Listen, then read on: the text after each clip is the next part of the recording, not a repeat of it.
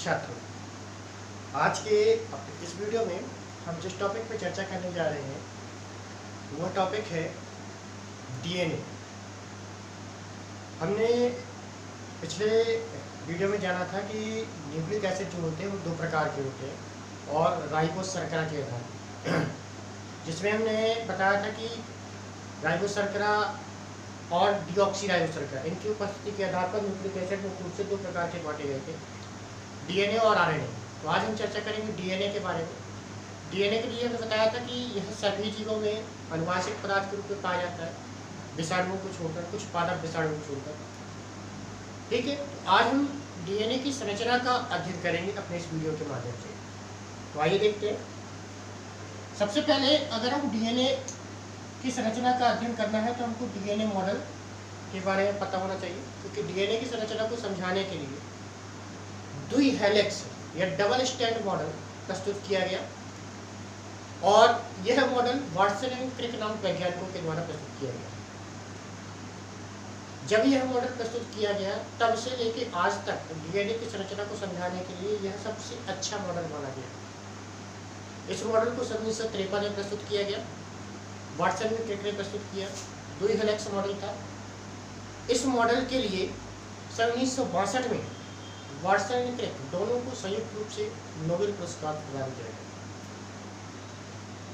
अब सोच लीजिए कि यह मॉडल कितना अच्छा था, कितनी सटीक संरचना के बारे में बताया था कि उन्हें नोबेल पुरस्कार से सम्मानित किया गया। ठीक है, आइए हम देखते हैं डीएनए की संरचना को समझाने वाले द्विहेलिक्स या डबल स्टैंड मॉडल है क्या। ठीक है, जब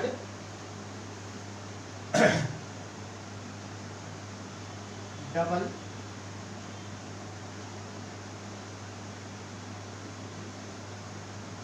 स्टैंड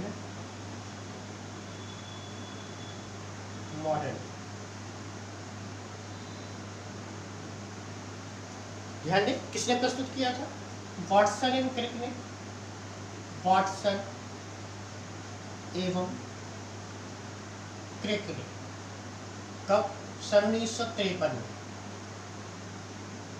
ठीक है, वाटसन एवं क्रिक ने प्रस्तुत किया 1953 में और इन्हें इसके लिए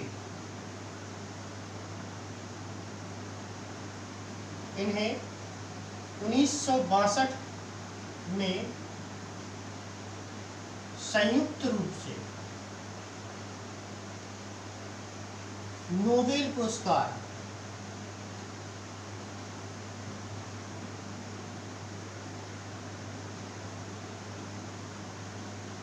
प्रदान किया गया। ठीक है, जो डीएनए की संरचना थी उस संरचना को समझाने के लिए वाटसन क्रिक नामक वैज्ञानिकों ने एक मॉडल प्रस्तुत किया जिसे द्विहेलिक्स या डबल स्टैंडर्ड मॉडल के नाम से जाना जाता है। यह मॉडल 1953 में प्रस्तुत किया गया था और इसके लिए 1962 में दोनों को संयुक्त रूप से नोबेल पुरस्कार से सम्मानित किया गया। अब इस मॉडल के अनुसार क्या होता है देख लें। इस मॉडल के अनुसार, अब इस मॉडल के अनुसार क्या क्या होगा वो ध्यान देंगे। सबसे पहले इस मॉडल में कहा गया कि जो डीएनए है ये दो स्टैंड से मिलकर बने होते हैं और ये दोनों स्टैंड आपस में क्या होते हैं? क्वाइड होते हैं, कुंडलित होते हैं। कैसे? देख लीजिए, मान लें कि यह डीएनए स्टैंड है, ये डीएनए का एक कुंडल है और ये दूसरे डीएनए का ये दूसरा कुंडल है। मतलब डीएनए के क्या है? एक स्टैंड ये है और दूसरा स्टैंड ये है। और जो ये स्टैंड होते हैं ये पेंटोज शर्करा के बने होते हैं। किसके बने होते हैं? पेंटोज शर्करा के बने होते हैं। स्टैंड जो होता है ये पेंटोज शर्करा का बना होता है, दो स्टैंड होते हैं। ठीक है, तो आप बता सकते से पहले कि दो स्टैंडों से मिलकर बनाता है। दो स्टैंड होते हैं जो आपस में कुंडलित होते हैं, कुंडलित होते हैं। ये पहला पॉइंट निकल के आ गया। ठीक है, तो दो स्टैंड है जो आपस में क्या है? क्वाइड है। दूसरा पॉइंट आता है कि इनके जो स्टैंड, इनके दोनों स्टैंड के मध्य में या कहे कि ये एक मुख्य अक्ष में लिपटा हुआ होता है। जैसे ये मुख्य अक्ष तो इसकी वो चारों ओर लिपटे रहेगी। ठीक है, तो ये क्या होते हैं कि एक मुख्य अक्ष में लिपटे होते हैं, तो इनके मध्य ये एक मुख्य अक्ष हो गया, इसको क्या कहते हैं हम, मुख्य अक्ष, ठीक है। और ये क्या थे, स्टैंड थे, ये स्टैंड थे। दो बिंदु आए कि जो डीएनए के जो स्टैंड होते हैं वो दो होते हैं, जो आपस में क्या होते हैं, तुलनित होते हैं। दोनों स्टैंड एक मुख्य अक्ष के चारों ओर लिपटे हुए होते हैं।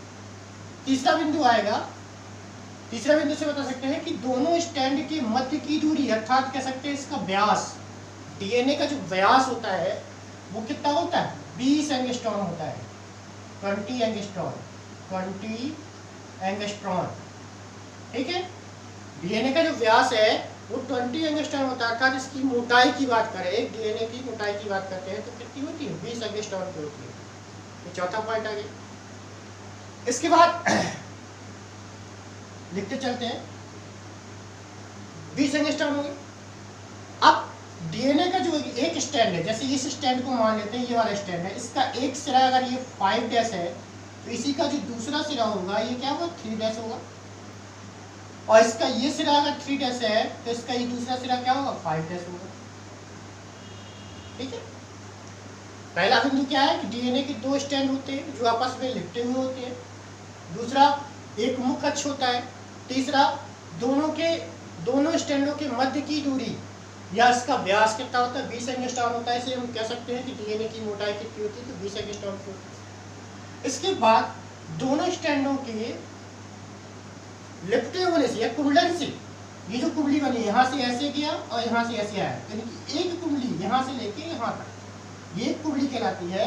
इसकी एक कुंडलन की लंबाई जो होती है यहाँ से लेके अगर आप यहाँ तक की लंबाई की बात करें तो ये होती है 34 एंगस्ट्रॉन की होती है। कितनी होती है, 34 एंगस्ट्रॉन, 34 एंगस्ट्रॉन की होती है एक कुंडलन की लंबाई। ये क्या है, एक कुंडली है, एक कुंडलन की लंबाई कितनी होती है, एक, ये कुंडली कहलाती है, ठीक है।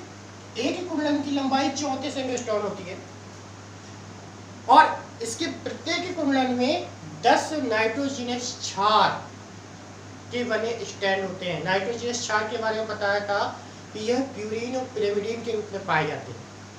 तो 10 नाइट्रोजनस क्षार के स्टैंड पाए जाते हैं कुछ इस प्रकार, 1 2 3 4 5 6 7 8 9 ये 10। इसी प्रकार संपूर्ण लंबाई में 10-10 करके स्टैंड पाए जाएंगे। तो ये जो 10 नाइट्रोजनस क्षार होते हैं, तो इन 10 नाइट्रोजनस क्षार के बने जो स्टैंड होते हैं, इसके कारण ये क्या होता है, जो डीएनए होता है वो सीढ़ी के समान दिखता है, जैसे सीढ़ी हो, स्टेप बाय स्टेप चढ़ना हो, ठीक है। तो एक कुंडलन की लंबाई 34 एंगस्ट्रॉन और इसकी प्रत्येक कुंडली में 10 नाइट्रोजनस क्षार के बने स्टैंड पाए जाते हैं, जिनके मध्य की दूरी, अगर हम इनके बीच की दूरी की बात करते हैं, यहाँ से लेके इसके बीच की दूरी की बात करते हैं, इस दूरी को हम क्या कह सकते हैं, 3.4 एंगस्ट्रॉन की होती है। कितनी होती है, 3.4 एंगस्ट्रॉन। मतलब इनके मध्य में जो कह सकते हैं कि नाइट्रोजनस क्षार के स्टैंड होते हैं, उन स्टैंडों के मध्य की दूरी कितनी होती है, 3.4 एंगस्ट्रॉन की होती है, ठीक है। इसके बाद जो ये स्टैंड बने होते हैं, हमने कहा कि नाइट्रोजनस क्षार और किसके बने होते हैं, नाइट्रोजनस क्षार के बने होते हैं, और इसमें क्या होते हैं, प्यूरिन और पिरिमिडीन होते हैं। तो आप जानते हैं कि जो डीएनए में होता है वो डीएनए में क्या क्या पाया जाता है, डीएनए में पाया जाता है प्यूरिन के रूप में, प्यूरिन के रूप में पाया जाता है एडेनिन और ग्वानिन, ठीक है। उसी प्रकार पिरामिडीन के रूप में पाया जाता है पिरामिडीन, पिरामिडीन के रूप में पाया जाता है इसमें थायमीन और साइटोसिन, ठीक है। तो ये जो स्टैंड है इनके ही बने, तो इनके स्टैंडों में जुड़ने का जो क्रम होता है, अगर हम इसको यहाँ से इतने को हम थोड़ा सा मैग्नीफाई करके देखें, तो इसमें जो पहला स्टैंड है ये वाला, ये स्टैंड में क्या होता है, एडेनिन डबल बॉन्ड के द्वारा थायमीन से जुड़ता है। याद रखेंगे, एडेनिन जो होता है वो डबल बॉन्ड के द्वारा किससे जुड़ता है, थायमीन से जुड़ता है। उसके बाद जो ग्वानिन होता है, ग्वानिन जी से व्यक्त करते हैं, ये ट्रिपल बॉन्ड के द्वारा साइटोसिन से जुड़ता है। फिर तीसरी स्थिति में साइटोसिन ट्रिपल बॉन्ड के द्वारा ग्वानिन से जुड़ेगा, ये तीसरी स्थिति ये वाली। चौथी, पांचवी, छठवीं देख चलेंगे। इसके बाद ठीक है, इसके बाद है वापस वही सीक्वेंस रिटर्न होता है। तो टी थाइमिन डबल बॉन्ड के द्वारा एडेनिन से, इसके बाद एडेनिन डबल बॉन्ड के द्वारा थाइमिन से, फिर ग्वानिन साइटोसिन के द्वारा ट्रिपल बॉन्ड से, फिर साइटोसिन ग्वानिन से ट्रिपल बॉन्ड के द्वारा। इसके बाद है यहाँ पे आ जाएगा थाइमिन डबल बॉन्ड के द्वारा एडेनिन से।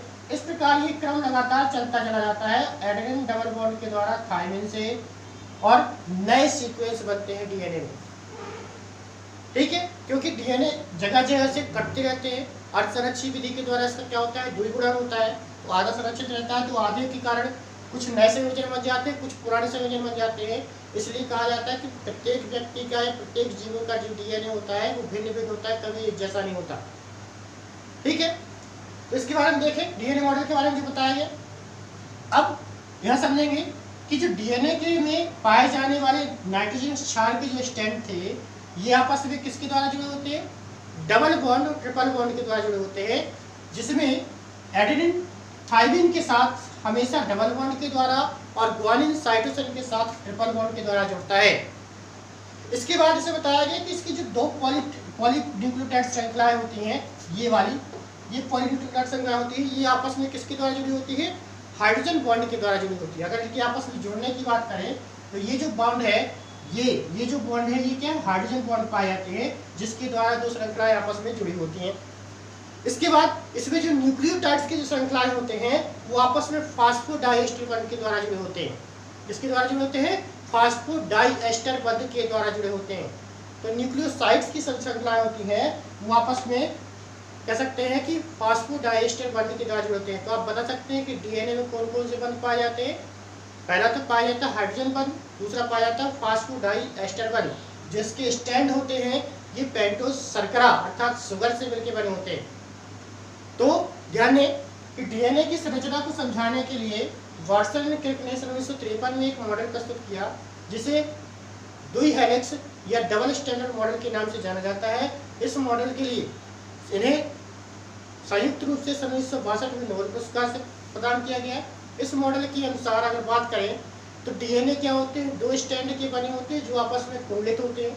ठीक है, इसके दोनों स्टैंडों के मध्य की दूरी जो होती है वो 20 एंगस्ट्रॉम होती है। यह इसके मतलब इसमें एक मुख्य अक्ष पाया जाता है सीधा सीधा, और इसमें जो कुंडली बनती है उस एक कुंडलन की लंबाई कितनी होती है, 34 एंगस्ट्रॉम होती है, जिनके मध्य लगभग 10 नाइट्रोजनस क्षार पाए जाते हैं या क्षार के बड़े स्टैंड पाए जाते हैं, जिसके कारण यह क्या होता है, सीढ़ीनुमा दिखाई देता है। इन स्टैंडों के मध्य की दूरी जो होती है वो 3.4 होती है। सीधे सीधे 34 में हम 10 का भाग लगा देंगे तो 3.4 आएगा, तो 34 से 3.4 एंगस्ट्रॉम होता है।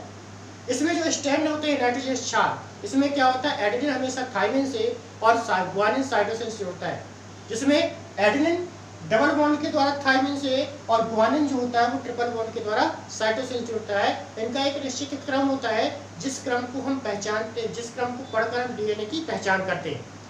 ठीक है, इसमें ये बताया गया इस मॉडल के साथ कि डीएनए के जो कह सकते हैं कि दोनों पॉलीन्यूक्लियोटाइड श्रृंखला है, मतलब एक ये वाली श्रृंखला और ये पॉलीन्यूक्लियोटाइड श्रृंखला कहलाती है। दोनों पॉलीन्यूक्लियोटाइड श्रृंखलाएं आपस में जो जुड़ती हैं, तो जुड़ने के दौरान क्या बनता है, हाइड्रोजन बॉन्ड बनता है। ये हाइड्रोजन बॉन्ड है, हाइड्रोजन बॉन्ड के द्वारा जुड़ती है। तो ये विकल्प का क्वेश्चन बन जाता है आपका कि डीएनए की दोनों पॉलीन्यूक्लियोटाइड श्रृंखलाएं आपस में किस बंध के द्वारा जुड़ती हैं, तो आप बताओगे हाइड्रोजन बॉन्ड के द्वारा जुड़ती है। उसी प्रकार जिसमें अगला क्वेश्चन बन जाता है आपका कि न्यूक्लियोसाइड्स आपस में फास्फोडाइएस्टर बंध के द्वारा जुड़कर पॉलीन्यूक्लियोटाइड श्रृंखला बनाती है। मतलब अगर ये श्रृंखला बन रही है, इस श्रृंखला में क्या है, इस श्रृंखला में न्यूक्लियोसाइड्स आपस में जुड़े हुए हैं और उनके बीच जो क्या पाया जा रहा है, उनके बीच क्या पाया जा रहा है, फास्फोडाइएस्टर बंध पाया जा रहा है। ठीक है, तो ये था आपका डीएनए मॉडल। और डीएनए मॉडल किसी भी एग्जाम की दृष्टि से वेरी मोस्ट क्वेश्चन माना जाता है। इससे विकल्प के क्वेश्चन बनते हैं। साथ ही में अगर आप 11th-12th की बात करते हैं तो 11th-12th में जो एमपी बोर्ड है या अदर बोर्ड से एनसीईआरटी जो सिलेबस है उसमें एक ना एक क्वेश्चन जरूर आता है इससे कि डीएनए मॉडल को समझाइए चित्र के द्वारा, या इससे कुछ क्वेश्चंस बना देंगे, किसने प्रस्तुत किया डीएनए मॉडल को, यह कब प्रस्तुत किया गया, इसके लिए किसको नोबेल पुरस्कार से सम्मानित किया गया। तो ऐसे क्वेश्चन इससे बन जाते हैं, इससे क्वेश्चन बनते ही हैं। ठीक है, तो ये था हमारा डीएनए मॉडल। जानकारी अच्छी लगी हो तो वीडियो को अधिक से अधिक लोगों को शेयर करें और साथ ही में वीडियो को लाइक जरूर करें। और यदि चैनल पर पहली बार है तो चैनल को सब्सक्राइब कर लें और साथ ही में ऑल बेल आइकन को प्रेस करें ताकि हमारी आने वाली वीडियो का नोटिफिकेशन आपको समय पर प्राप्त होता रहे। धन्यवाद।